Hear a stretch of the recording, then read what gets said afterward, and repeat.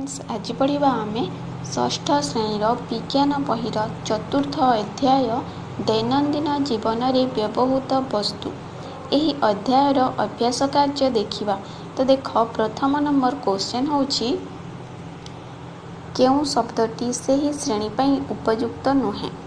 तो क रे रहिछि झोट, तुला, पॉलिस्टर, पशम।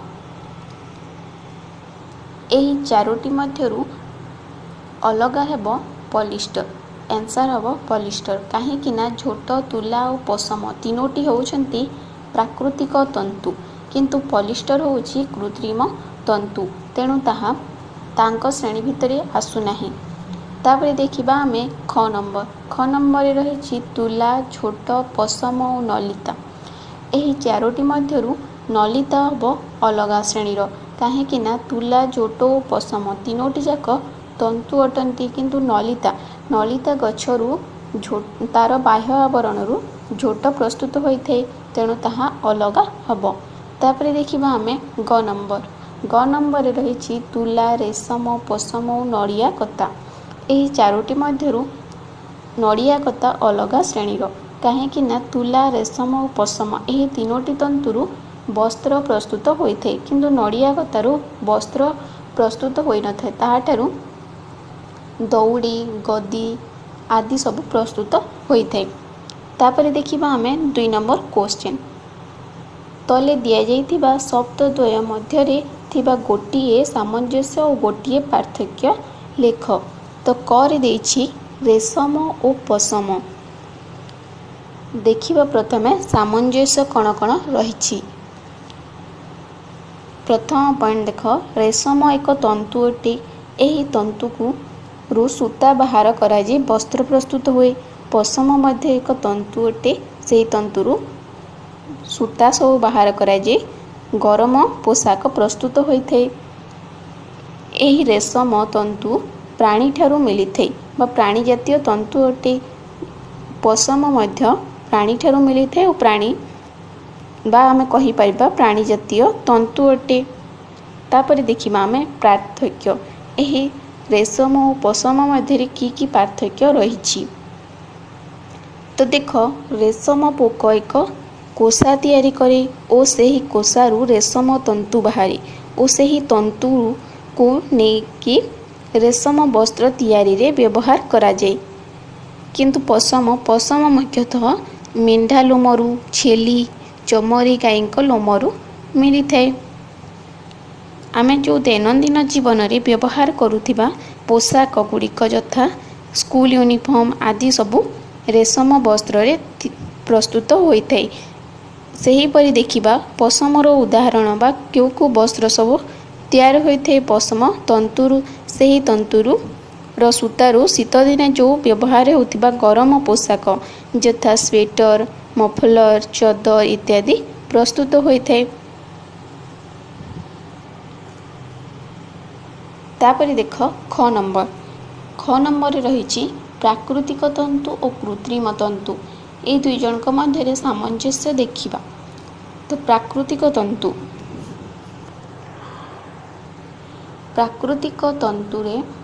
तंतुरु बाहरुथिबा सूता द्वारा वस्त्र प्रस्तुत होइथे।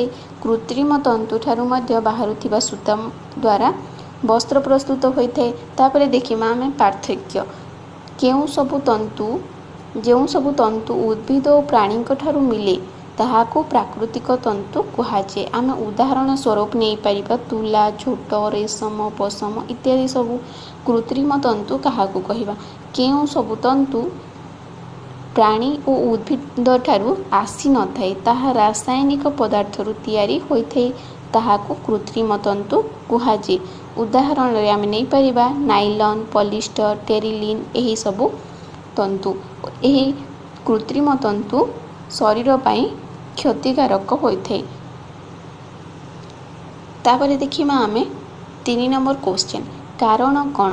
क रे रहिछि पश्चिम बंग रे अधिक नलिता चाष करा जाय। ताहार आंसर हबो पश्चिम बंग रे अधिक नलिता चाष करा जाय कारण नलिता गछ पटुमाटी रे भल होइथे और पश्चिम बंग रे अधिक स्थान रे पटुमाटी देखा जाय। सेहिति पे पश्चिम बंग रे अधिक नलिता चाष करा जाय। तापर देखिबा आमे ख नंबर सुरटरे बहुत लुगा कलर अछि। आंसर रे हबो सुरटरे बहुत लुगा कलर अछि कारण आम देशर महाराष्ट्र गुजरात रे अधिक कपा चाष कराजे तेणु पाखरे थिबारु सहजरे कंचामाल सुरट रे पहुंची पारे सेइथिपई सुरट रे बहुत लुगा कल स्थापित होइछि। तापर देखिबा आमे 4 नंबर क्वेश्चन प्रत्येकर दुईटी व्यवहार लेख। प्रथमे देइछि नड़िया तंतु। नड़िया तंतुर की व्यवहार आमे करिथाउ। आंसर हबो नड़िया तंतुरु दौड़ी रस्सी पापोछ गदी आदि तैयारी होइते। नड़िया तंतुरु तंतु को मध्य जालेणी रूपे व्यवहार करा जाइथे। तापर देखो ख नंबर रहिछि सिमिली तंतु बा सिमिली तुला जो ताहाको आमे किपरि व्यवहार करिथाउ। सिमिली तुला को व्यवहार करी गदी प्रस्तुत करा जाइथे। तकिया प्रस्तुत करिबा पई मुख्यतः एही सिमिली तुला को व्यवहार करा जाइथे। तापरे आमे जो घर सजेइबा पई मध्य एही सिमिली तुला को उपकरण रूपे नहीं थाउ। तापरे गरे रहिछि झोट।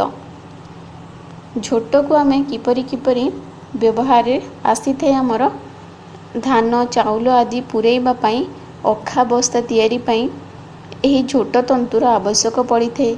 आमे कहि परिबा कि अखा बस्ता प्रस्तुति रे एहा व्यवहार होइथे। एही झोट बा नलिता गछर जो काठी रहिते काउरिया काठी जहा को कहंती ताहा दीपावली रे दिन जलाई कि पूर्व पुरुषों को डका जे जहा कि गाँ सहर मानकरे प्रचलित रहिछि। एही भली भावरे व्यवहृत होइथे ओ जालेणी रूप रे मध्य एहा केतेक क्षेत्र रे व्यवहार करा जे। तापरे देखिबा आमे 5 नंबर क्वेश्चन शून्य स्थान पूरण कर। करे रहिछि झोट डैश गछर बकल। तो को गछर बकल। आंसर हबो नलिता। नलिता गछर बकल अटी ताहार बाह्य जो आवरण रु झोट प्रस्तुत होइथे बा बाहरी थाए। तापरे देख ख नंबर रहिछि सिमिली गछर तुला डैश रे उड़ी जाए। खरा दिने पवन में कौन हम पवन रे यहाँ उड़ी जाए। गरे अच्छी नाइलन गोटे डैश तंतु अटे। तो नाइलन होची गोटे कृत्रिम तंतु। तापर देख घ नंबर रही रेशम पोकर डैश रु रेशम मिली बा यह हम कोष। जो रेशम पोक रही है से कोषा प्रस्तुत करे से कोषारु रेशम तंतु बाहरी ताठारु सूता प्रस्तुत करी पोशाक तैयारी करा जाए। तापर देखिबा आमे 6 नंबर क्वेश्चन शीत दिने व्यवहार हेउतिबा स्वेटर और खरा दिने साधारणतः व्यवहार हेउतिबा सार्ट जो तंतुरे तैयारी सेमानक मध्यरे दुईटी पार्थक्य लेख। तो देख शीत दिने जो व्यवहार हेउतिबा स्वेटर जहाँ ताहाकु कहा जे कौन पशम तंतुरे ताहा तैयारी होइथे और खरा दिने जो सबू व्यवहार होतिबा सार्ट पैंट आदि गुड़िक रेशम तंतुरे प्रस्तुत होइथे। तो यही दुईटा मध्य पार्थक्य आमे लिखिपारिबा पशम तंतु प्राणी मानक ठारू अर्थात मेंढा छेली चरम जो चमरी गाई रही थांती सेमानक लोमरु मिली थाए। किंतु रेशम तंतु हमको रेशम पोक तैयारी करुथिबा जो कोषा ताठारु रेशम तंतु बाहरे। यही पशम तंतुरु शीत दिने व्यवहार होतिबा स्वेटर मफुलर चदर आदि गरम पोशाक प्रस्तुत होइथे। किंतु रेशम तंतुरु रेशम वस्त्र या खरा दिने व्यवहार होतिबा सार्ट यूनिफॉर्म आदि सब प्रस्तुत